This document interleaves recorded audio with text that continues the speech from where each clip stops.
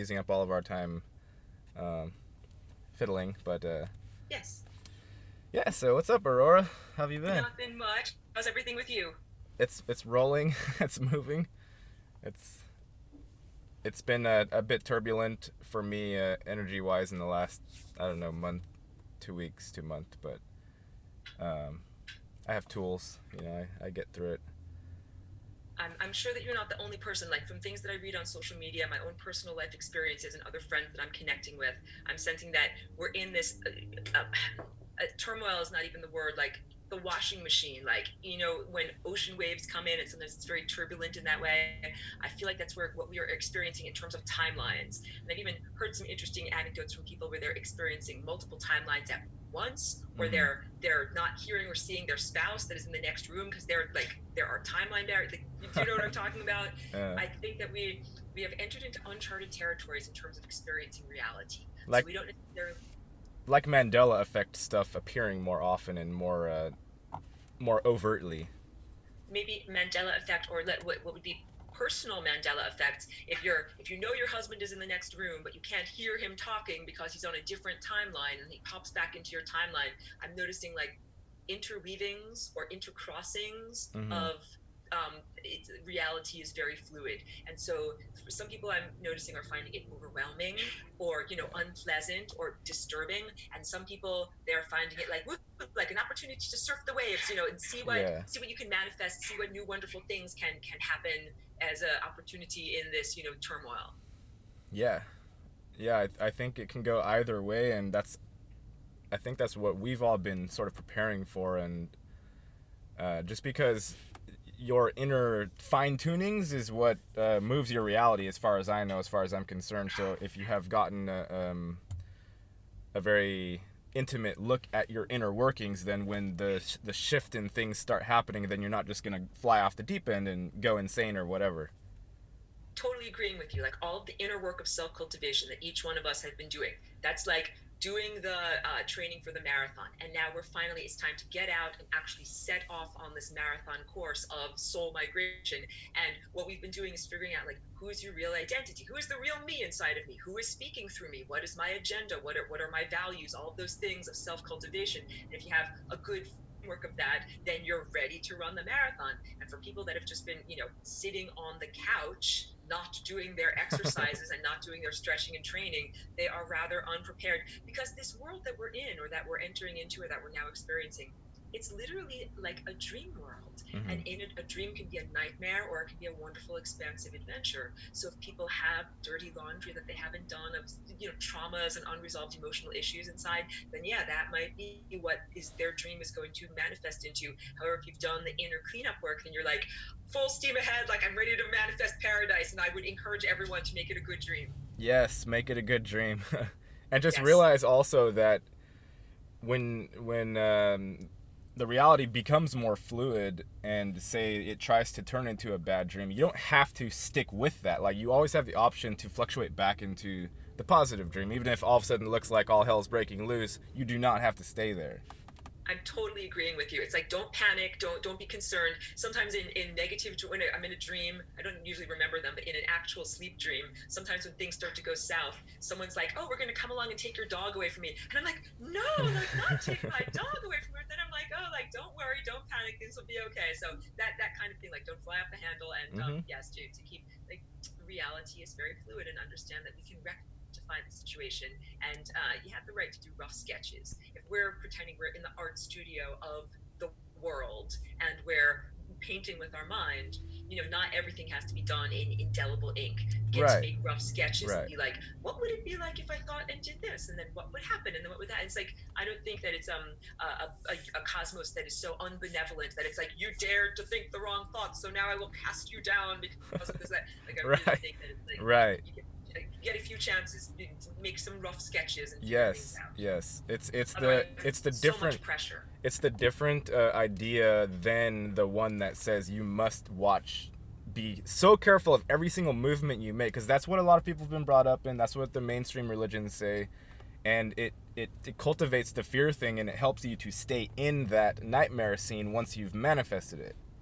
And I also think it's that sense of disempowerment. Like, because of religion and government, a lot of these things say you must externalize your authority figure, that you don't get to just be your own boss and your own authority figure. It has to be mommy, daddy, the president, the pope, someone else telling you what to do. And we're now in this realm of not only total freedom and like imagination and artistic freedom, but total personal responsibility. So you not only, you don't need other people's permission to create on this level, but we all must also take personal responsibility for what we do create. So, and Right. that can be very sticky because you can be like, well, like, I don't like this crappy thing that's going on. I don't want to have to take responsibility for my contribution of my mind making burnt cookies of reality, but Right. somehow the dough that I made got burned and now these cookies don't taste so good. So how can I make things better and fix things? So I'm always all about solutions too. Like I always think like there is a solution to everything. The most unlikely, improbability can Right. happen through Right. flying rainbow lasagna and imagination. So like never panic. There's always a way to fix and rectify things. Yeah, there we have, as infinite beings, we have infinite capabilities to fix things in ways that if you're not getting stuck in like this three options sort of mindset, there's not ever three options, there's always forever options. So like try something else, experiment, play with it. Innovation and creativity is one of our greatest strengths as humans, as biological entities. It's that unpredictability and that novelty, essentially, that we, with our imaginations and, like our creative connection to the divine, we can create new opportunities. We can create new ways to fix things, new ways to perceive things. So that's, I would say, we're like jazz musicians. We're like, even if the music is sounding kind of crappy, like we can jazz it up and figure out what's a better chord structure so that we can innovate something in the moment and make something much better happen. So that's also like it requires virtuosity. When jazz musicians get together and they're not working from a written score and they're all innovating in the moment, that means they have to have rapport. They have to Yeah. listen to, like, I gotta listen to that guy and see what he's playing. I gotta look at that person and see what their group is like. So each one of us, if we were like, okay, society's playing a crappy song, we gotta play something better. We gotta be like innovative jazz musicians. How do we do this? Well, it means I have to listen to you. You're a fellow musician, and I have to say, what type of a beat are you playing, and what type of a reality are you manifesting, and how can I integrate with what you've got going on? And it's virtuosity of weaving together these complexities of our mind. I Right. really see that this new realm that we're in is about minds coming together. What were formerly discrete personas and mental landscapes, now we're interacting a lot more to the point where you might think something about someone and they might actually perceive it. You might not have to call them on the phone, or even telepathic integration with technology, which I don't necessarily think is a bad thing, even though I know there's a lot of fear surrounding this whole idea of transhumanism and the singularity as defined by transhumanism. And I always like clarify, like, I'm not a transhumanist, and I'm noticing a lot of telepathy between myself and technology and hearing a lot of stories of other people feeling it too. And I don't necessarily think that is a bad thing. Yeah, no, I don't think technology is bad. It's helped bring us together as far as people who are actually creatively wanting to collaborate with the life itself, because that's what we're doing. As we're artists, right? Like we're artists, and we do manifest this world and this the whole structure and everything. We don't understand all of it, but we see that we have an active part in it. So we're out there, like you said, I'm playing a note over here, you're playing the Aurora note and the flying rainbow lasagna, and then there's everybody else, and then we're not even seeing everybody. Like we're seeing a tiny fraction of who's actually out there energetically doing something. Yes, I'm agreeing with you. And also, I'm recognizing there's a planetary agenda, like planetary music that is being played. And we're in the planetary band. And in a lot of ways, Earth is the band leader. And we have to be like, because we're organisms of Earth. And that includes all of our microbes that keep us alive, and all of the plants and animals that support us nutritionally, and all like we're not just contextless, automatons, that were part of this larger biological context. So that Mm-hmm. means that our thoughts, our agenda, our desires mesh with all these other organisms, and it's all adding up to the planetary music. And I see Earth as a prodigy and a virtuoso. Like Mozart at age 3 or 4, right? Like, wow, like that kid can really play, but everybody wants to own him. Everybody wants to be like, I'll put you on a stage and make a lot of money from you. Right. And Mozart's like, no, like I want to play what I want to play and express myself and my true artistry. That's how I look at Earth. And we as organisms, we're expressions of Earth's artistry. And Earth is like, I don't want to be exploited. I want to make beautiful organisms and then watch what they do and watch like their expressions of beauty and their creation. And it's totally the opposite of all of these. Some of them are embodied on Earth in physical bodies, but some of them are not embodied that want to exploit Earth and the treasures that are here of consciousness and biological life. Mm-hmm. It's like, oh, that's a juicy place. I'd love to take all of your ideas and siphon them off and put them into my giant virtual reality mainframe. And then, like literally I think there's a big harvest agenda like that. Like, let's take all of these wonderful, juicy imaginations of embodied creatures and just digitalize them and suck them off and put them in a giant mainframe and just make you think that you're still in a three-dimensional reality. And like, none of that is cool because there's a provenance for every photon. So if we're using photons so that we can see each other on a camera right now, but also we're made of photons that are slowed down and condensed. And that's the complexity of our bodies. Like the provenance of an antique, what makes it special. It's like, oh, like this antique armoire that came from hundreds of years ago. This is the guy that made it, and then this guy owned it, and then this guy owned it, and then this family sold it to you. And each of our photons coming from the stellar network has a similar provenance. Like first it came from here, and then it went here, and then it went here. And the end result condensed into our physical body is like the end of a very complex embroidery. And if you're just looking at the surface, you're like, yeah, like there's a stupid meat suit body. Like I don't think that anybody condescend to these bodies because they're so complex in terms of all of the previous perfect music that had to be played or perfect life circumstances that had to be created just for each one of us to have molecular structure right now. Mm-hmm. That just standing here is a huge accomplishment and a huge victory of unlikelihood. And then to be able to actually walk and talk and create on top of that makes us way more special than anything that is just a digitized set of pixels. Mm-hmm.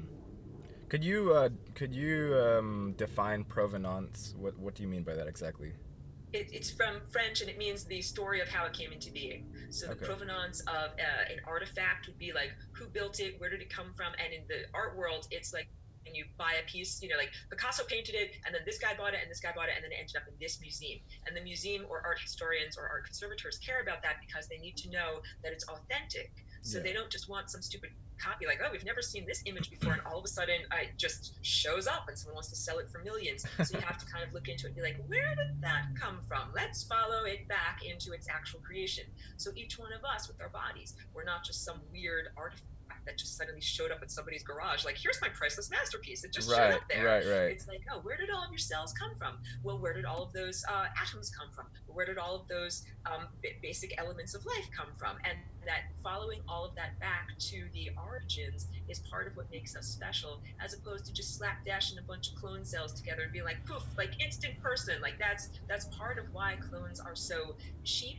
So like I'm just telling everybody, never give up your hard-won real physical human body, like your naturally occurring body, in order to be made into a clone. Like it's like giving up a real diamond for a cubic zirconium. You totally lose all the specialness of everything that you had and get something that is very ersatz. Well, like it's not even butter, it's margarine. Yeah, I feel like the people that are willing to try that, they have no clue what the body actually is, because if you even take 5 minutes and explore your own inner workings, provided that you haven't already done the clone thing and trying to explore from that, it won't work as well. But if you take 5 minutes and just see how things work and the incredible delicacy of it's not just the mind sensitivities they're infinitely delicate, and you can't recreate that. It's impossible. Absolutely. And so each one of us, as a physically embodied natural human, we literally are like a microcosm of the entire cosmos, the entire universe, the entire all stars everywhere. That's what makes having a body so special. And it's just like if you have some priceless artifact, but you bring it to an antique dealer who's really shady, and they're like, oh, that's not so great. Like, I'll give you $10 for it.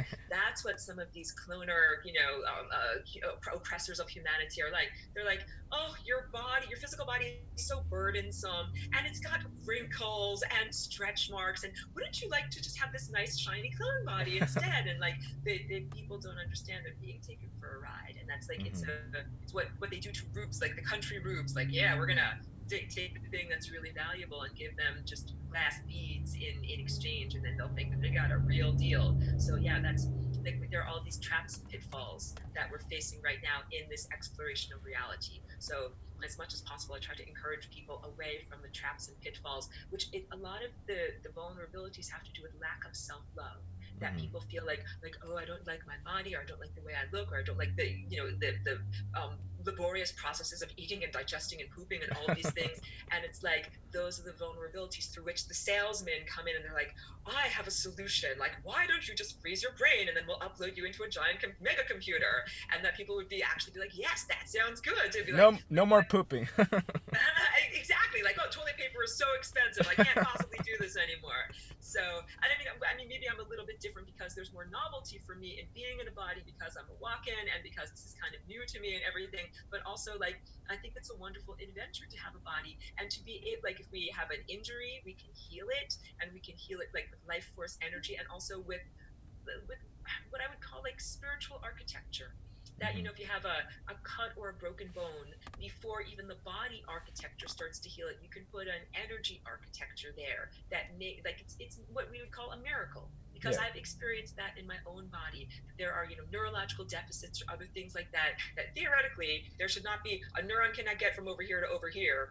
Impulse can't get across those places, but a magical or miracle bridge is made so that the impulses can get to where they need to go. So I share those types of things so that everyone understands that profound miraculous healing is available for everyone at this time, whatever biological deficits we're facing. Because I think that's another one of those part of the expectation of this transformation of what we're experiencing in reality. Some people expect it's like the end of the book of Revelations, it's the end of the world, it's the eschaton. Some people expect total destruction, and some people also focus on the total renewal, which I think is way more healthy to focus on. Yeah. But I don't believe that you have to physically die in order to be resurrected. That I really think that we can experience this renewal or the metamorphosis into a perfected body without having to die first. So I keep on trying to encourage everyone to let go of the death program and this idea that death is necessary, that you have to die in order to be set free, and that once you die, that then you'll finally get to be happy and healthy in heaven. It's like, no, having a body is an incredible adventure, it's an incredible privilege, and that we can do stuff to our body to heal it of whatever the constraints or limitations are that make people want to no longer have a body. Like, having a body is awesome, especially when you can be happy and healthy. And I say to people, like, every one of us has the potential inside of us to be as strong and healthy as an Olympic athlete, as intelligent as the greatest genius, as creative as Mozart or any of the best artists out there. Each one of us has that potential to be that. So it's not like you have to be like, oh, let me die and throw away my life and then I'll finally get a chance to be as good of a guitar player as Jimi Hendrix. It's like, I no, know. keep your life and you get to be your version of the best guitar player you could possibly be. I love Jimi Hendrix. I think Right. he's wonderful. Yeah, that book, there was a book, it was called Mutant Down Under. I don't know. Yes, Mutant Message from Down Yeah, Under. that's Love the same that. thing that you're talking about, is they could heal broken bones like by doing some magic spells over it and it was healed. And that's, yes, it's magic to us, but to them it's just normal. Like, oh, okay, we broke the bone, and then the priest guy comes in and looks at it for a while and it's healed. And to our brains, we can't comprehend that, but it just shows you that there, something other exists. And once you actually believe that something other exists, then you're not stuck in your limited mental paradigm anymore. Yes. From Arthur C. Clarke, any sufficiently advanced level of technology can be misperceived as magic if you don't know how it actually works. Mm-hmm. So that the healer shaman in that story, he didn't do nothing. He did something, but he did Right. something that was invisible or intangible or not able to be perceived by the objective materialist. So they might be like, oh, look, nothing happened, and then magically the bone was healed. But it was like, prayer is a very real thing. And prayer is not merely supplication to an external deity, the idea of like praying to a bearded man in the sky or something like that, like, please, oh please give me a new car. Yeah. But prayer is like focusing your own creative desires and energy, and you can use it for healing another person or healing yourself. And Mm-hmm. that's a real thing, but it's intangible, and science cannot take a picture of it or measure it with a ruler. Like, how many inches long was the prayer that you just made? Like, science can't deal with that. I So it's know. not prepared to even enter that into the conversation. Right. It's kind of, we're kind of moving. Our whole system that we have here is predicated on quantification of everything, right? Yes. Chop it Yes. up into pieces and then count numbers. And then that's literally all that we're doing. And that is such an uncreative way of living your life, yet it's still like imprisoning a lot of us. So I feel like we're transitioning to be creative and find methods so we're not just having to count up bits of our life and then store it in computers. That's not how you're supposed to live.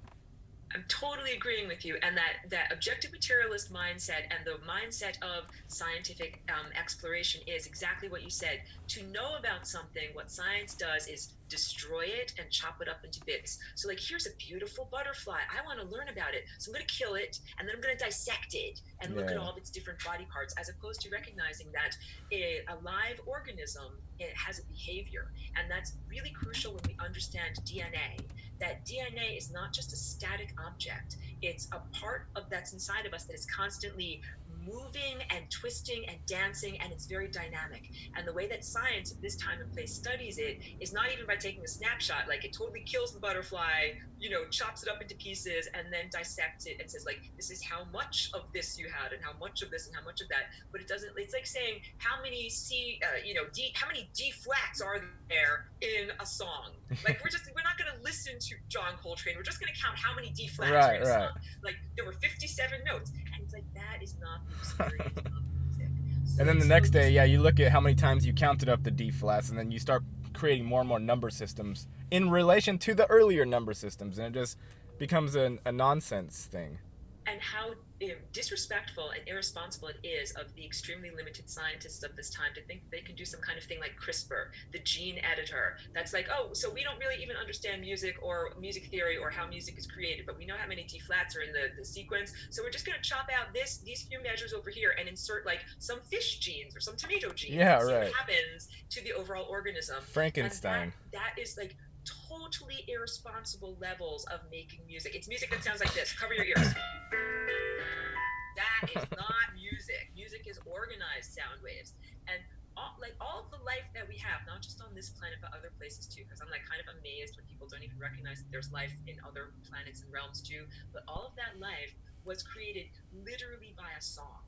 That it was literally first in the non-physical place that science and objective materialists can't even admit exists because they can't perceive it. But in that hyperspace realm, many organisms get together and they sing. They literally sing organisms into being that become containers like what we have. And it's my understanding that that is the origin of biological life, that it started with a song, not like mommy and daddy coming together and sperm and egg and then making a baby out of that. But like, how do you even make cellular life? How do you do it like Frankenstein? Here's a test tube and we're going to electrocute it and then laugh on a crazy way. I've created life. Like, no, it's not like more like making a beautiful symphony where all of these different harmonic waves fit together perfectly, and if you fit it together perfectly enough, then it actually becomes coalesced as matter.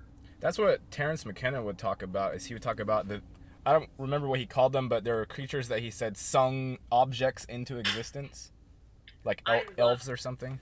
love Terence McKenna and self-transforming machine elves. Yeah.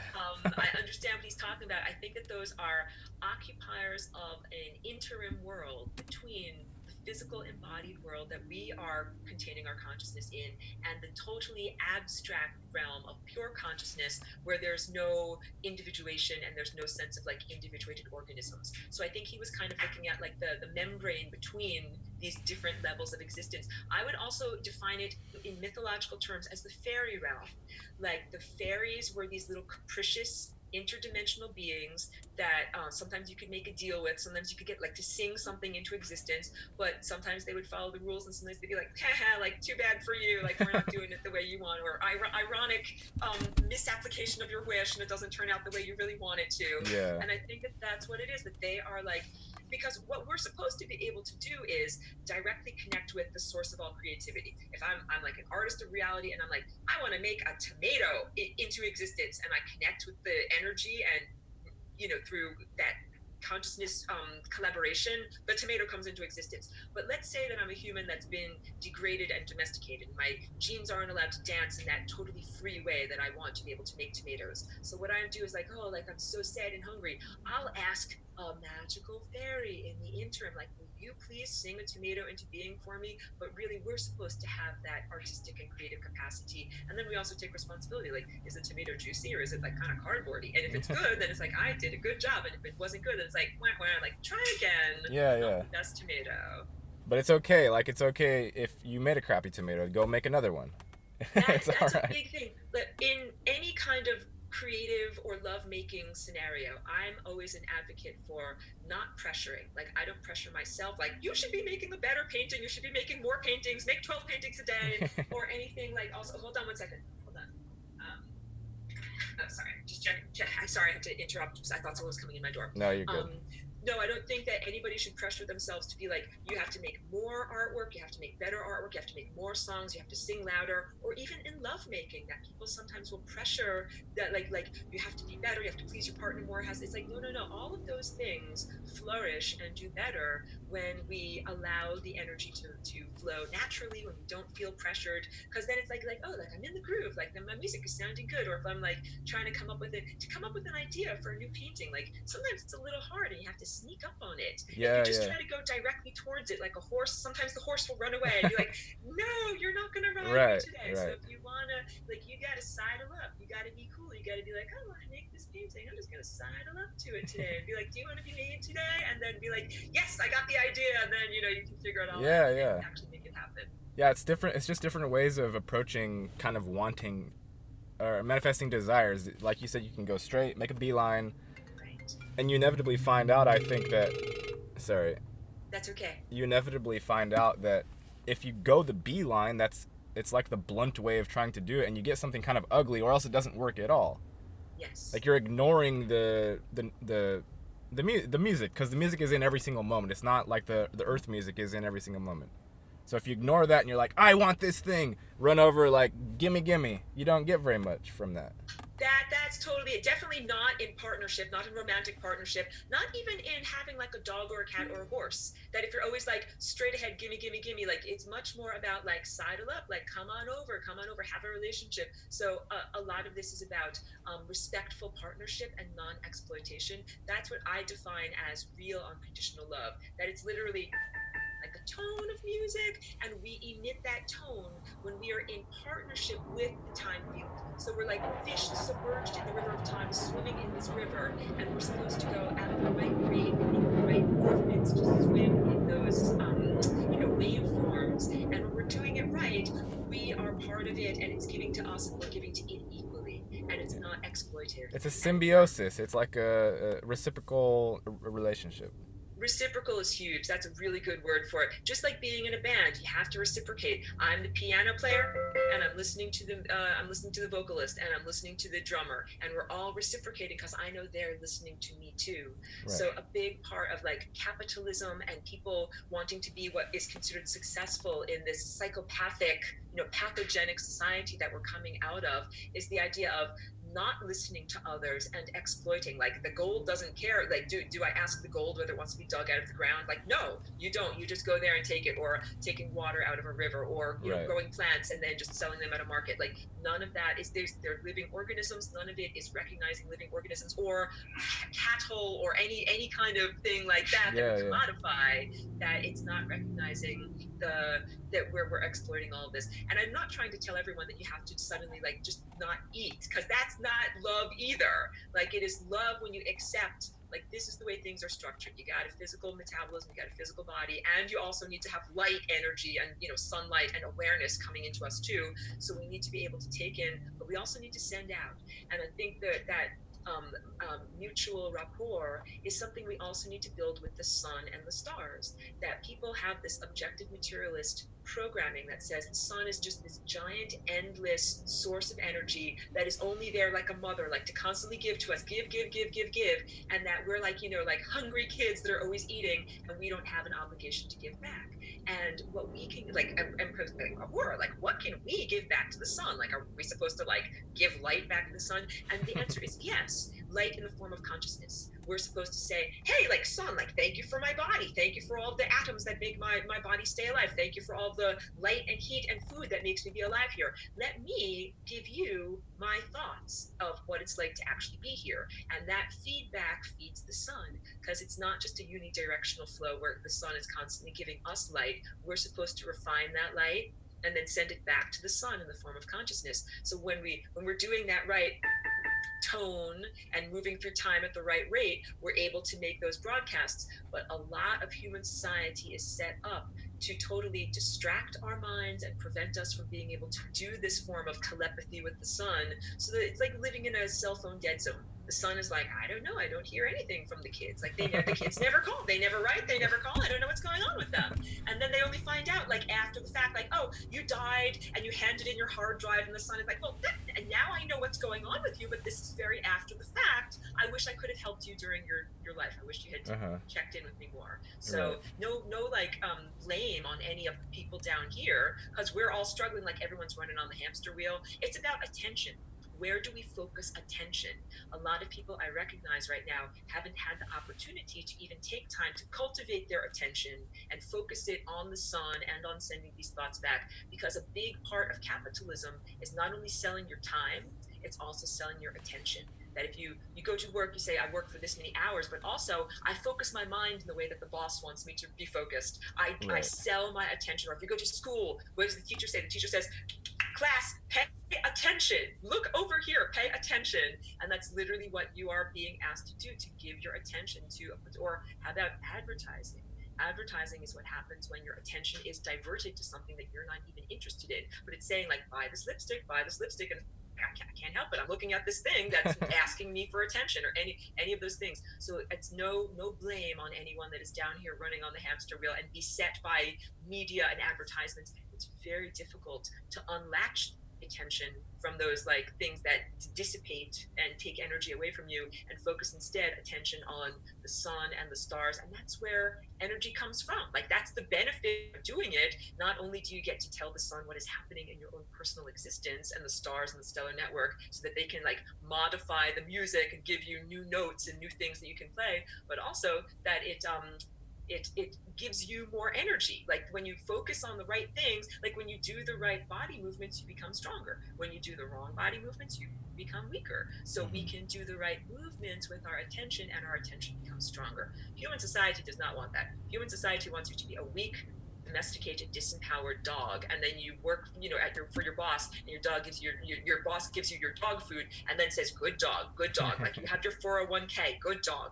Yeah. And like to me, the 401k is a fiction. Like that fantasy, the idea of you will work at a corporation for a certain number of years and they will take good care of you, and then like a good dog you will get your retirement. Like to me, that is absolutely a fantasy, and I think that many people are now seeing that is not what's really happening. It's a dangling carrot that never is actually fulfilled. The donkey never actually reaches the carrot, and that people have to just keep running on the wheel and never actually getting any place. And it's like I just described a horrible, nightmarish scenario. So instead, I never end on something sad like that. I like to say, like, there are solutions like transforming the dance of your DNA, and it doesn't take money, but it does take time and focus and attention. Just like if you want to run a marathon, or if you want to learn to play an instrument or something like that, it doesn't take money, but it does take the time and the opportunity and the focus and the discipline to do it. But there are solutions. We don't just have to be stuck. Could you briefly go over your DNA dance modification, just so people can have a small idea of what you're talking about? I'm drinking water so I can get ready. I'm like ready for the marathon. I'm totally happy to do it, and thank you for giving me the opportunity. For anyone who's new and who's never been lasagnified before, this shape that I'm holding up is called, I'll hold it close to the camera, the flying rainbow lasagna.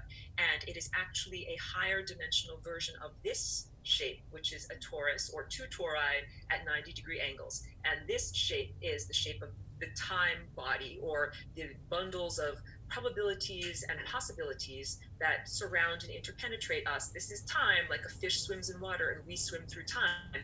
And there's nothing inherently wrong with this shape, but what has happened due to the human degradation, what is known mythologically as the fall from grace, or the fall of Atlantis, or the fall of consciousness, that we were supposed to be designed with the capacity to see through the windshield and have a steering wheel. Like we're in a car, You're in a car, Gary. I What would am. it be like if you didn't actually have a windshield? You'd be like, I don't know, I'm just going to drive around and bump into things. That's what humanity is facing, because humans, mostly up until this point, have not been able to see through time.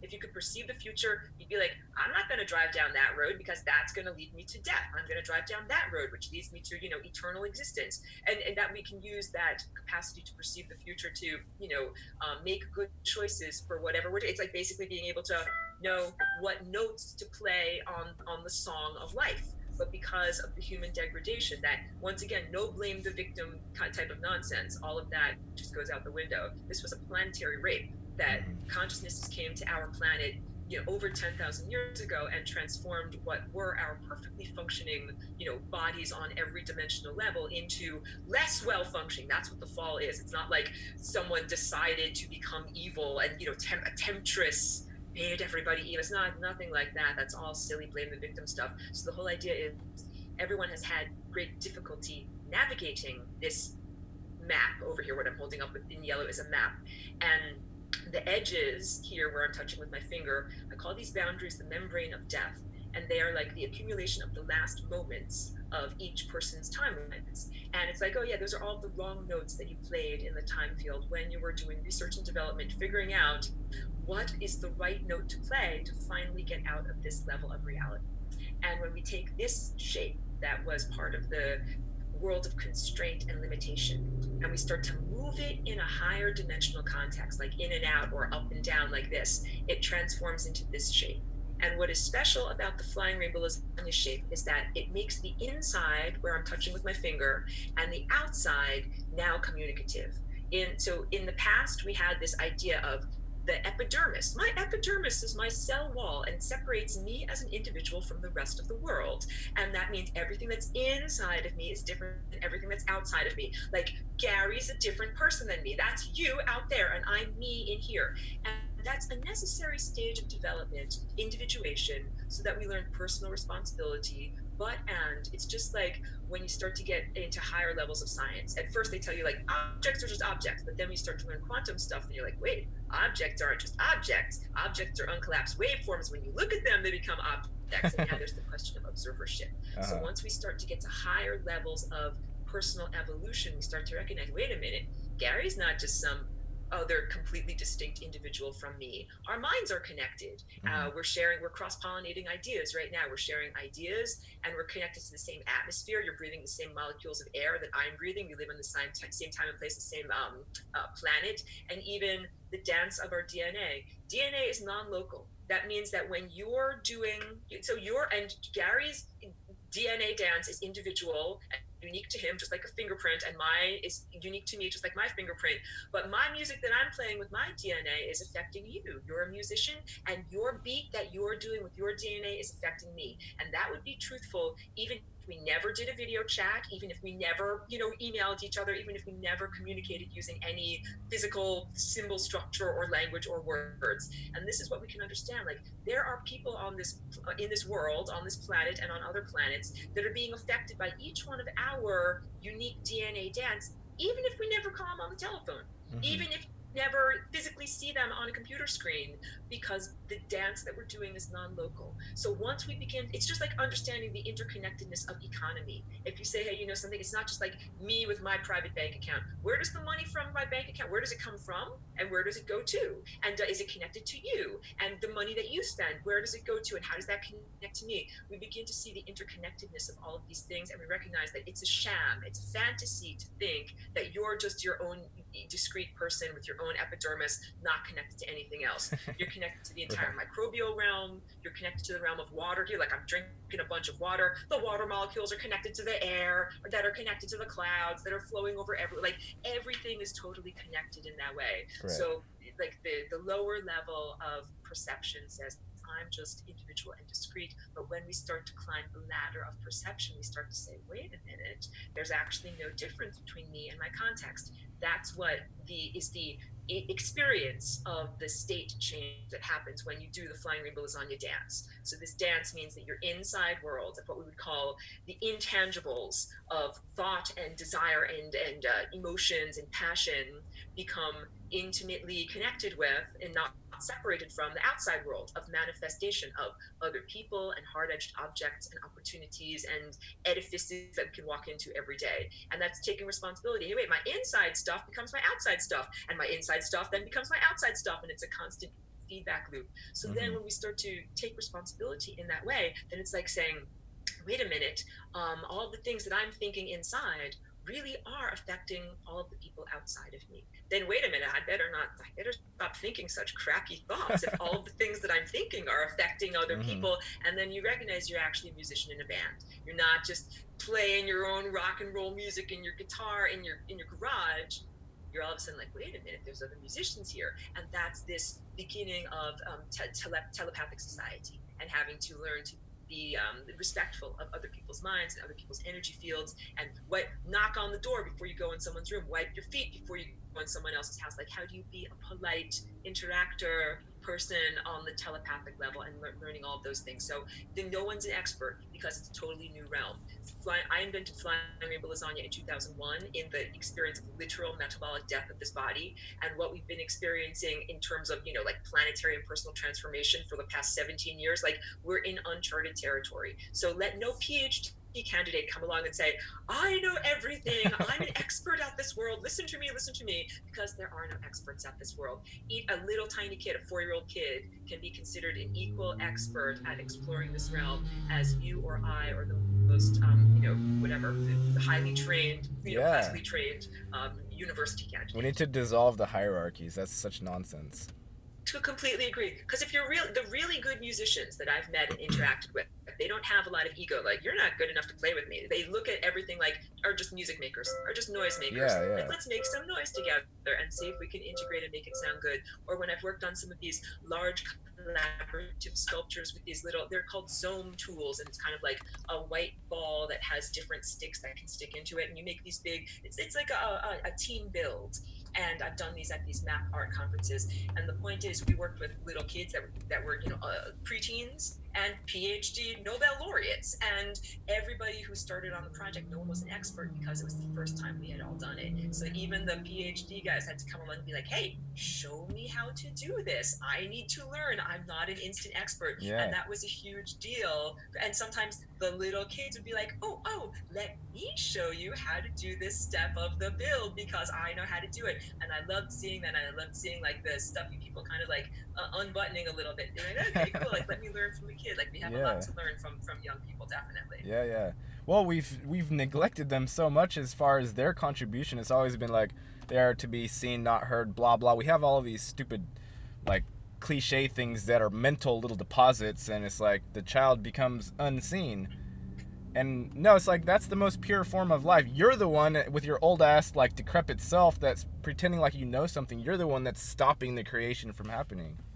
And children are looked at like blank canvases upon which adults can paint their own convenient desires. Like, I have just given birth to my future lawyer or my future doctor, or whatever is considered a good profession or something like that. Here's how I'm gonna live out the dreams I couldn't make happen in my own life. Totally. That is exploitation. That is not right, because it's like saying that you're not taking responsibility for your own life journey, and instead you want to own or project upon others, and not to take it into too dark of a direct, to take our conversation into too dark of a direction. But there are even families that practice this type of like intergenerational soul transfer or persona transfer, from like grandpa to grandson, or grandmother to granddaughter, kind of like constantly recirculating the same personality characteristics down the line, because thinking like, well, I gave birth to you for my personal convenience so that I could transfer my consciousness into you, and you don't get to think and do what you want to do like a free being. And that level of ownership is totally antithetical to not only cosmic law, but the idea of DNA having its own behavior pattern, and that it wants to make its own music, it wants to dance in its own way, and that the idea of older generations constraining the behavior of present and future DNA is totally antithetical. If it were a bunch of plants and it's like a bunch of corn, and the corn is saying like, you can only grow like us, you're not allowed to grow in a different way, then it means that, let's say the weather patterns change and all of a sudden the corn needs to be able to have different characteristics for growth, but it can't because the parental generation is like, no, you're only allowed to grow stalks like me, you're not allowed to grow a different type of drought resistant stock. And the truth is, what happened in perhaps our parents' generation in terms of going to formal education in a college and then being a corporate worker, like in a cubicle or in an office for 40 years, and then choosing retirement, that life trajectory is totally inappropriate to the present context and social structure. And if that generation of corn is telling the upcoming generation of corn, you must go to university and get your education, and then you can work for your corporate overlords for 40 years, and then you can finally retire and go on an RV trip across the country, like that's not an appropriate program. That might have been appropriate 50 or 75 years ago, but now we're in this totally new realm. So it's not disrespectful to parents to say like, I cannot run that program. That is not appropriate for me in this generation. It's disrespectful for parents to try to impose that program on young people. And we're totally exiting the whole world of corporatocracy and the idea of having to supplicate oneself as a domesticated human to some non-physical entity known as a corporation just so that you can get enough food to eat and like a place to live. That is totally over. So they might have had to make those sacrifices or supplications in order to survive that season that the cornfield was going through, but we have different weather patterns now. So now we have the weather patterns where it's like, what you imagine is literally what you can create. You do not have to create working in an office for 40 years, unless you think that is the pinnacle of awesomeness. Then do it. I'm not going to tell anyone else, but clearly I think you can tell from my persona and what you see in the studio here, like, I do not want to have to work in a cubicle or wear a buttoned up suit or only wear plain muted colors. That's not success to me. I don't think anybody dreams about doing those things. It's like we've just been constricted. The whole race has been very constricted and just muted out and everything. And I think it's an exciting time to be able to see a hint of something else coming, because it's not just coming in waves, but you can smell something approaching, basically. Very, very big, very huge transformation. And it's true, like, people when they're little kids, they dream of being like an astronaut or a cowboy. They don't dream of like carrying a briefcase and riding on the train to work every day. That's always like, and the idea of growing up or achieving maturity means that you have let go of those true dreams of adventure and fulfillment and exploration, and kind of settled down into just accepting your position as being a domesticated dog. Good dog, you get your 401k and continue your running on the hamster wheel lifestyle. And so, like, this transformation, this sudden transformation that we're experiencing, it does not necessarily mean, I don't envision clank clank metal spaceships coming from the sky and they land on the White House lawn and they say, take me to your leader, like we're taking over. I don't think that it's like that. But I do think, I think that it's a revolution of consciousness where each one of us chooses to use our mind in the way that we choose to use it. And no one can stop you. That's the big thing. Like, I sing in the supermarket all the time. They put on Freddie Mercury music at the supermarket, and I'm like, I'm going to sing that song. And it's not illegal, and you can't stop me, like, literally. And I recognize that I'm affecting other people by doing it. That's what I'm talking about with the transformation of consciousness. It is like singing a new song with your mind. It's a song of freedom and being in charge of your own life and creativity and imagine, like that Willy Wonka song, world of pure imagination. That's the realm that we're going into. And I have had to recognize and learn that some people find that really intimidating. There are some people, maybe of the previous generations, where they like conformity and they like predictability and they like low levels of novelty. And if you had to make those guys be like, okay, like, your job now is to sit in front of a piano and make up a new song, they'd be like, I don't know what to do. I can't make up a new song. Like, I'm used to carrying my briefcase to the train every day, doing the same thing every day. Right. So for those people, it might be just a little bit too much. But I think that you and me and the audience of people that watch your videos, that these are people that are like, yes, like, we're ready to jump into the next dimension. We're totally bored with constraints. totally over the idea of following the dangling carrot of society that says, like, go for your retirement, your 401. Financial stability is what I'm Yeah, trying to say. right. That society says, if you are a good dog, you will have financial stability. But I think that the economic crash in 2008 kind of burst that bubble, because all of these lawyers didn't have financial stability. Lots of people went to Harvard Law School and they couldn't get a freaking job when they graduated because they didn't need a whole bunch of more corporate lawyers, because that whole system was going down. So even the parents, the corn of previous generations that said, follow my lead, become a lawyer, you will always have plenty of money and you will, prosper in the future. That's not an effective way of navigating the time field, because we can have such profound economic turmoil that your skills as a lawyer are really no longer relevant, and instead, you're required to do something much more tangible and meaningful for the world. Yeah, we just need a big overhaul there. All of the positions that we have, most of the positions that we have, are just serving the black open mouth that eats the money idea, and it stops you from doing anything creative. And it feels safe. Like that's the only redeeming factor, is that it feels safe. You got it. You Nothing totally got else. it. That looking for safety, and so it's a fear-based paradigm where people are like, I'm afraid of starving, I'm afraid of what's going to happen, I'm afraid of novelty, so they reach for that safety of regularity. Like, here's your regular paycheck. Like, what, isn't that just like such a relief from the burden of having to figure out every month, like, what if you have a sales-based position or something like that. Like, I'm an artist, like, I sell my stuff. It's like, I need to know, like, how many things do I need to sell every month in order to keep going, or whatever like that.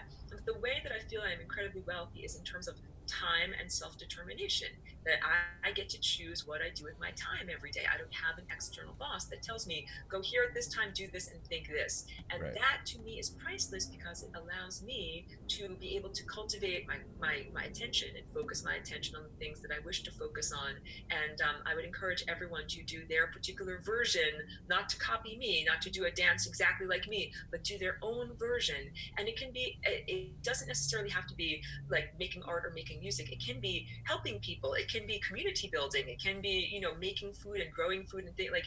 But the idea is that the activities of the day change and they transform, and it's not your wild wolves do different things every day. Domesticated dogs do the same thing every day, and it takes a lot of freedom to go beyond those levels of domestication. I'm thinking of that. There's an episode of the X-Files, like, that came out maybe a year or two ago. It's one of the newer ones, where it's done as like a comedy, but I think that it's showing a lot of truth and reality of a reptilian that got bitten by a human and caught a disease, and he wakes up as a human and he's like, oh no, I have to have someplace to live, I better go get a job. And he goes to work for like a Verizon cell phone company selling cell phones in the store. And he's like, oh no, I gotta pay my taxes, like all the silly things that we worry about. It was mocking humanity, but I think it was in a lot of ways had a lot of truth in it. Yep. Yep. The system has everybody worried about stuff that has nothing to do with promoting your own inner life or your creativity or anything like that, and it's a struggle to make the transition out. But if you truly need and want that, and put your intent and energy towards that, and do things like this, like creative collaborations and all that, because everybody who watches me do things with other people, that energy goes into them, and they say, okay, maybe I can do something different with my day, and so on and so forth. It's a chain reaction type of a thing. That's the idea, that when people, because I think these thoughts, and I need to reassure others who might think these thoughts too. If you're like, if I'm such a great manifester and I've got such a great imagination, everything like that, how come I don't poop on a golden toilet? Like, why don't I have lots and lots and tons of money and I'm a big fat millionaire? And the answer is because plants grow in a meadow, not just one blade of grass that is growing out of a field of mud. So we all are working together in social, human, and economic context. We're And creating the fabric, the tapestry within which nice things can grow out of. That's what we're doing. Totally. We have to help each other in a meadow. So the old Darwinian viewpoint of plants in a meadow is survival of the fittest, and all of those plants are in direct competition for nutrients and water and sunlight. It's like the cage match of the plant world, and who will emerge victorious. And none of that is truthful. That was all projection of human values and human survival approach onto the plant world by Darwin and the guys in the late 1800s and their whole Victorian era lens which they looked at the world, which was basically that a very kind of like Puritan in Christianity, the idea of if you please God, then you'll be wealthy and prosper. But if you don't please God, if you're a sinner, then you won't have money and you'll be in the gutter. And they used that cultural lens to look at plants, and they said that plant died, clearly it was not pleasing the Lord, clearly it was not, doing what God wanted it to do. But now there are more sophisticated evolutionary biologists that are actually looking at the behavior of plants in meadows. And Bruce Lipton is a good one that I can use as an example. Like, check out his work, he's really good. And it's the recognition that all of these plants that are growing on the same meadow, in the same, ground or whatever, they are collaborating together. They're not in competition. So the ones that are over here might be sensing, oh, there's dry patches. Send information along the mycelial root network to these guys over here. Hey, it's dry, you'd better conserve some water. Save your water, it's getting dry. Or bug infestation over here, send information that way that these guys got to release some pheromones so they don't get bitten by bugs. And also, even just in terms of root structure, that plants help to hold each other up so that their stems don't fall down, and their root structures help to hold themselves together. Like, here's another good one. Where I lived in Northern California, they had these immense, beautiful redwood forests. And in the center of the forest, it can be very dense. Not a lot of sunlight actually penetrates into the center, but there's lots and lots of trees around the perimeter that are getting tons of sunlight. They're like the wealthy trees. And what the wealthy trees do is they transport excess carbon and nitrogen along the mycelial root network to the trees in the dense inner realms. That's kind of like the poor section of town where they don't get that much money. And it's necessary because all of the trees help keep each other alive. That if you just chop down a bunch of trees from the middle of the forest, if those guys died, then the entire forest would fall because they all rely upon one another in order to, stay standing. So that's a much truer viewpoint of the biological realm that we're submerged within. And we should look at our own human economy and be more like the redwood forest. Because, like, look, if there's like shambling homeless people that are hooked on drugs in my town, that's like, the poor people in the center of the forest, that affects the entire forest. It affects the entire Right. feeling of the town where you live. Right. And instead of just being like, that shambling poor wreck of a human being clearly did not please the Lord, so they are a sinner and they deserve to be Yeah. in Right. suffering. Instead, be like, wow, maybe something really bad happened to them, and maybe this is why they're hooked on drugs, and maybe they actually need sunlight and carbon and nitrogen in order to not be hooked on drugs, and their lives would profoundly change. And that if we did that, then our entire forest would be healthier. So it's like a transformation. On the one hand, like, I would like to have whatever golden toilets. I'd like to have, like, lots and lots of money. But how do I do that? In order to do that, what do I do? Do I be like, I'm gonna get a gun and I'm gonna steal money from all of you guys, or like, I'm gonna bully you into giving me money or something like that? Or I do like, I'm gonna make something, like I'm gonna make blueberry pies that everybody wants my blueberry pies, and then they'll give me stuff that I need in exchange for my blueberry pies. So all of this economy, you can't fool yourself. It's all based on context. And we live right now in a hugely distorted context where you can make the best blueberry pies imaginable, but because of the way that the context is distorted, you just might not have the right marketing, distribution, and advertising network for your blueberry pies. So you might not have the level of customers that you should have.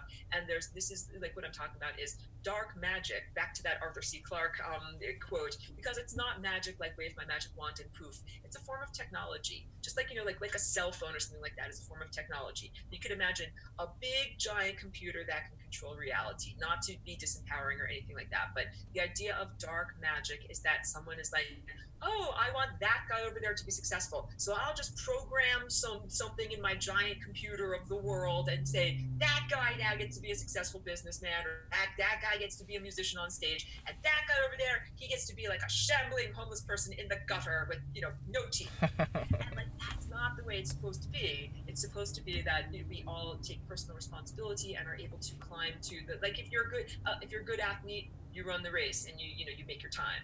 Not that some people are driven to the finish line in a car, and some people are literally like held down with cinder blocks and not allowed to run the race. And that's what I'm seeing. So these are because a lot of people, they'd be like, wait, if I have such a great imagination, how come I don't have all the riches that I want? And the answer is because we're in this distorted field of mirrors, where instead of, if everything you send out is supposed to bounce back to you, You send out good stuff, you should have good stuff bounce back. But let's say you send out a lot of really great stuff and nothing bounces back. That's against the rules. That's actually not what's supposed to happen. Just like the idea of the sun endlessly emitting and never getting consciousness sent back to feed it. So yeah, it's not sustainable to endlessly emit and never have anything reflected back. We're supposed to be reflecting back to one another. So if I make awesome blueberry pies, you guys are all supposed to be like, Aurora, we love your pies. Right. We want to buy your pies from you, and we want to eat them and feel good. And like that's literally how I run things. You know, I make lasagna earrings. I make artwork. I make things like that. That it's like, yes, here, have some pie, be nourished by this. And then the whole idea is that we joyfully all nourish one another. And that's so in order for us to really have this paradise or Edenic or healed experience, rectified experience of social and economic perfection here, that the idea is we need to be supporting one another. So whenever possible, like buy somebody else's pies. Don't just buy corporate pies. Right. Support the actual artists. Support the individuals who are actually being brave and creative, because those two things are the same thing in this particular realm. Heck yeah. And I'm so pleased to see that, on the one hand, technology can be a form for oppression and surveillance state and lack of privacy. But on the other hand, technology can be used for individuals to promote and share what they make best, what their blueberry pies are. So there's things like, music sharing places like SoundCloud. It's not like you have to supplicate yourself only to corporate rock and roll producers and say, oh please, like, do my record for me, and then I'll do it. I'll give you anything. You don't have to make Faustian bargains, is what I'm trying to say, in order to, you can be like, oh, I'm gonna put my stuff on SoundCloud, and that way everybody can pay me directly. Or what, Patreon, all these things. Like, I'm not an advertiser for any of these things. I'm just bringing up that because technology can be used for a tool of empowerment for individual journalists or creators or musicians or whatever it is, connect directly with your audience and cut out the middleman, cut out the distributor, because those historically have been the people that they bought low, they bought at a cheap rate from the artist, and then jacked up the price and made all the profit in between and sold it to a bunch of people. Right. And that's it's parasites. There's the parasitic, pathogenic infection of humanity. Because like, if you can, why would you be doing that if you could make your own music? Like, why would you be like, I'm going to steal, like, I'm going to take that guy's music for cheap and then sell it expensively over here? Like, if you could make your own music, why would you be doing that? You wouldn't. So this is also like getting rid of the idea that we are allowing that parasitic level of consciousness in our overarching body of the planet. Like, in your own body, you can say to your body, like, no pathogens are allowed. This is like my country of Aurora. It's Aurora land, and only beneficial microorganisms are allowed to be. That means that those are microorganisms that actually give to me. Like, they help me to digest my food in my tummy, or they help my skin to stay nice and healthy. But if you're a pathogen, like, no, you're not allowed to live in my body. Like, get the F out of here. This is what our planet is doing right now. That there are pathogenic personality characteristics of people that are like, I'm generally lazy and uninspired. I think I'll just become a banker and make a lot of money.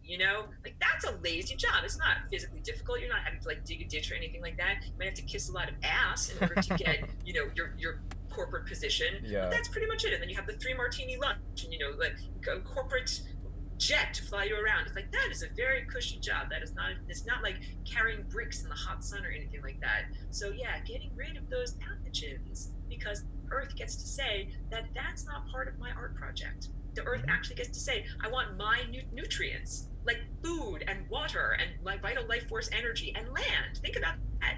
Like, think about big, fat, pathogenic, like corporate jerk faces that have lots and lots of acreage. They own a big giant house, a big sprawling mansion for millions of dollars, and they own a lot of land. And then think about a more humble person that might be totally into permaculture and organic food and using their gray water and minimal footprint and everything like that, and they just get to rent a small 1-bedroom apartment because they don't have a lot of money. That's not right. That is totally out of balance, and the planet is rectifying this. At a certain point in your body, it's like, no, I'm not going to allow these infectious creeps to just run rampant. Like, white blood cells are on the job, like getting rid of those pathogens. So that is what I really see happening in this radical, like, revolution of consciousness. To me, the revolution is not about like guns. It's not like get my AK-47 so I can fight the revolution. It's like get my flying rainbow lasagna so I can fight the revolution. You know, it's fought through artistry and through inspiration and through imagination and through willpower too. Like you can't just be lazy. If you want to run a marathon, you can't just be like some other guy will move my muscles for me. I'm just gonna sit here. You have to be like, no, I'm gonna move my muscles. I'm gonna do this. And that's a big thing. And also like I don't believe that anything like God is dead, God is absent, God doesn't care. God totally cares. God is totally like, we need to run this marathon, we need to do it, but we need to move the muscles. We need to move the muscles to run the marathon. And God is a very real living presence within us and, you know, in this whole biosphere, because I recognize that people feel at times very dejected or very like this is so hard, like, you know what I'm trying to say, like my shoulders go down, it's so hard. But it's like it is so hard. Running a marathon is so hard, and being here in a body is so hard. And the work that we're doing on this planet, we're not just creating the antidote for our little situation. We are literally creating the antidote in our little petri dish here that then gets to go to all of these other pathogenically infected places and heal them too, because we're not the only planet that's been invaded. So we are incredibly heroic and incredibly noble in our efforts to run this marathon here. And I'll also tell everybody that success is inevitable, that we have already conquered, we have already transcended, we have already, like, it is inevitable. We are inevitability particles. We're already at our destination. And all of this arduous journey of getting to the destination, like, it's valuable, we have to go through it.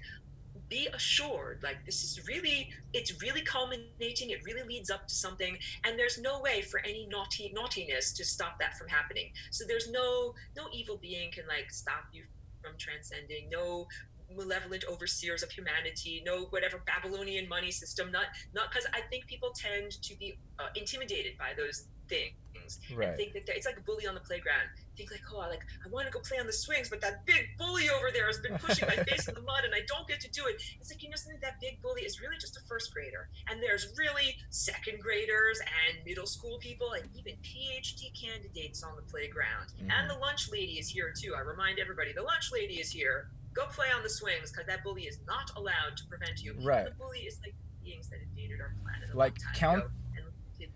Counter your thoughts of the bully with the one that takes care of the bully. Just know that one exists also. So what you're saying is we get this idea that there's this boogie monster that's going to come and create the anarchy system and the end of days scenario where nuclear war is happening and all that. And it's like, no, like the guy who would do that is also being watched by another guy who doesn't want him to do that.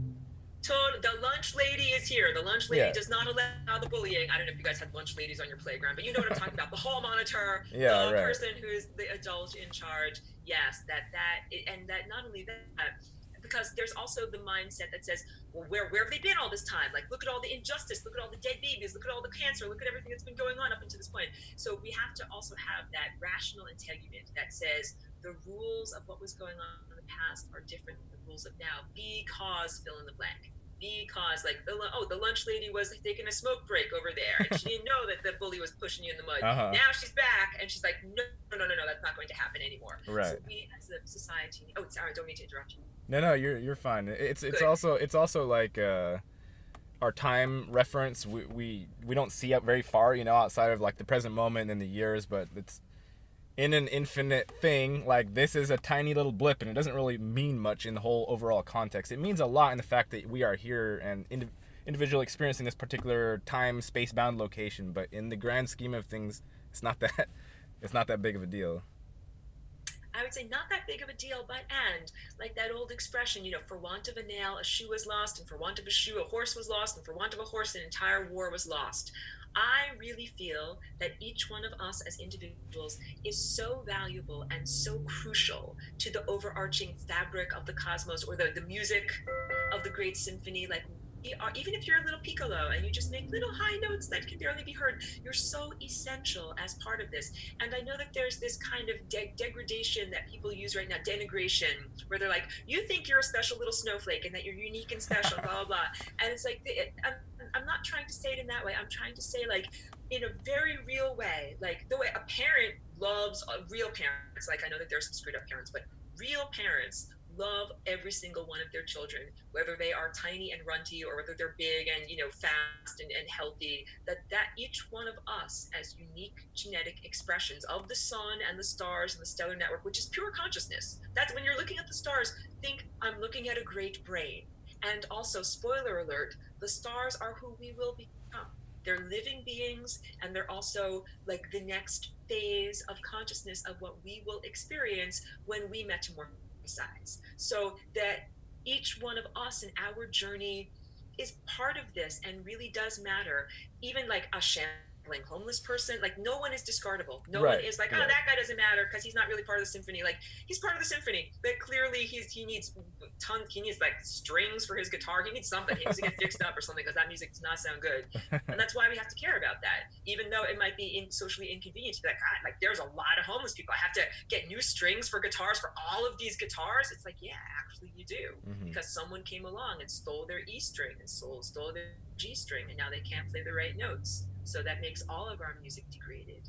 And what we're doing now, time reverberates and folds back on itself. So what we're doing right now is sent into the future, and then the future folds back on itself and has an impact on now. And if we are not part of that feedback loop, then it's like a trapeze. Like you're swinging, and the next guy is supposed to catch you, and there's no one there to catch you. Or a baton, like relay race with a baton, and you run, and you're like, okay, I'm ready to hand off my baton to that guy, and there's nobody there. Like, what are you supposed to do? That because our genes, they're much more than just carrying information about like whether your eyes are brown, whether you have long hair or something like that. That the DNA is also carrying much more subtle information, and not just on our planet. Once again, like DNA exists in many different places and in many different dimensions, and that it is a transfer of information. The DNA is a tool for transferring information through time, just like you can write stuff in a book and then be like, we saved the book and we sent it into the future thousands of years, and then people then opened up the book and read it. That's how DNA transfers information. So let's say that shambling homeless guy over there, that he has no guitar strings and no one's helping him, his DNA might contain some really crucial information that is supposed to move forward through time. And because he is not being treated well by the socioeconomic matrix of this place, that he is not being given the support to be able to do that. So someone up there is like, I'm waiting to run, passing the baton. I can't run yet because no one passed me the baton because that guy got treated like shit, pardon my French, in the gutter on Earth. Yeah, right. Yep, every single person is essential. Every person is essential, and there's even the homeless guy in his current homeless state is doing what he's supposed to be doing. And then we're at the point which is correct for us to actually remedy the situation, then that will be correct at that point. That's totally true also. Like there's the levels of constraint, and then there's levels of victory and expansion. And when you get to victory and expansion, what that means is, oh look, I've activated my higher faculties. Now my imagination is not just some flimsy thing. It's a really strong muscle on my body that I can actually use to make stuff happen. And so that's the other thing with the bullies on the playground. It's easy to bully a kindergartner. They're tiny and they have little weak muscles. It's a lot harder to bully like an 11 or 12-year-old. Like they're starting to get kind of tough. They're starting to get muscles. So we as humanity, 10,000, 20,000 years ago, we got bullied as kindergartners. We got our faces pushed in the mud. That was the only opportunity that these really like low-life cretins had to be able to control our world. And now we are reaching levels of spiritual advancement and maturity, just like you get to be a teenager and your muscles start to grow. We're turning into self-aware teenagers, and we're like, no, not only do you not get to push my face in the mud, I'm actually getting strong enough to stand up to you. And that's what we are doing. Everybody who makes videos, who shares ideas about what some people call the archons, like those pesky occupiers of the injustices, the overlords of humanity, the ones that set up the entire religious, social, monetary, all of those unfair systems. Those are the bullies. They swooped in. They're like, I'm going to take your lunch money. I'm going to push you in the mud. I'm going to do what I want to do. But now everyone is like, wait a minute. We've analyzed the situation. We know that this is not fair. We know that this is against cosmic appropriateness, and we actually have the muscles to be able to do something about it. And the muscles are consciousness muscles, where we use our imagination. Because when I say imagination, some people think like, oh, Aurora, like that's something that's totally worthless, because that's what we tell little kids, like we were talking about earlier in the conversation. Those are pipe dreams. That's what my dad used to tell me. What did he say? Pipe dreams. Yes. Exactly, which that's interesting because that comes from the opium times in China when people would. My dog boss arrived. Hold on a second. But they would. It's okay. I gotta cut They'd this be off stuck in on the a opium minute. pipe, and they'd be like, "Oh, I'm dreaming of something that I want." This is my dog boss, everyone. Thank you for allowing me to have that. Yes, Hi, she was Chewy. sitting quietly in bed, and now Yes. she's like, "I need to come supervise you." Yes, your imagination is not something that is flimsy or worthless or nonsensical. Everything Your that's imagination, out there came from somebody's imagination. Every and single bit. even matter itself. Yeah. We experience matter because we imagine it as a real material stuff. And if all that you can imagine is that matter exists and you can't even imagine that there's something intangible or made of imagination, like a mechanism that makes things happen, then you will manifest that. We're literally in that level of the dream, where if you wish to manifest disempowerment and lack of responsibility, that is what you will manifest. Right. And if you wish to manifest opportunity, and that's what all this is. If you give somebody a piano, it's like, here, play the piano, and some people are like, I'm frozen, I don't know what to play, and some people are like, hooray, I finally get to play. Our body is the piano, and for many years what's happened is we've been limited in what song we can play or how we can play or how loudly or even being able to communicate with other musicians effectively. And now it's like, wait a minute, you can play whatever you want and no one's going to stop your fingers from moving and no one's going to turn down your volume. And it's like, wait, this can actually be really fun and really cool. Yeah. So it's all through using your imagination. We imagine our bodies. Each one of us actually has a template. So imago, these are type of cells that are inside of butterflies. When butterflies are turning or metamorphosizing from a pupae into the adult form, they go into the chrysalis and they are totally disarranged and they just turn into a pile of goo. And the cells that lend them structure and allow them to transform into their winged adult form are called imago cells, just like imagine. That literally, the imagination is a template for the manifestation of physicality. Yes. I gotta run, Aurora, in a minute. We kind of overshot a bit, but any final sort of encouragements to give to the people? Yeah, always end on a positive note, because I know that we can acknowledge that we're in this or are coming out of this profound levels of duress. That's just like if a person is giving birth, like real childbirth, there's profound duress and pain, and that's part of it. And then there's also the transcendent actual birth. And I really experience right now that we're having that transcendent birth. It's a planetary birth. That's what I point to in this painting that I have over here. It's like personal transformation, planetary and social transformation. And people wonder, like, what's going to happen? Do we have to have rivers of blood? Do we have to guillotine away all of our pathogens that we don't want? No, all that you have to do, just like in a garden, feed the plants that you really want to grow. Mm-hmm. Just don't give water and nutrients and attention, literally attention and manifestation energy to the things that you don't want to be in existence, to the pathogens that you don't want to be in existence. Feed with your attention the things you do wish to be in existence. So I used to, really follow very closely all of these political machinations and all of these things and learning people's names and who's backstabbing who and all of that. I'm not telling you to stick your head in the sand, but I'm just saying, offer those weeds in the garden limited attention. Limited. Don't pour your water from your watering can on those things. Yes. And focus your attention instead on the sun, the stars, the stellar network, your inner world, your self-cultivation, and things that give you fulfillment. That might be your creative expression, or even love and other relations. Like my dog is a wonderful thing that I lavish attention on.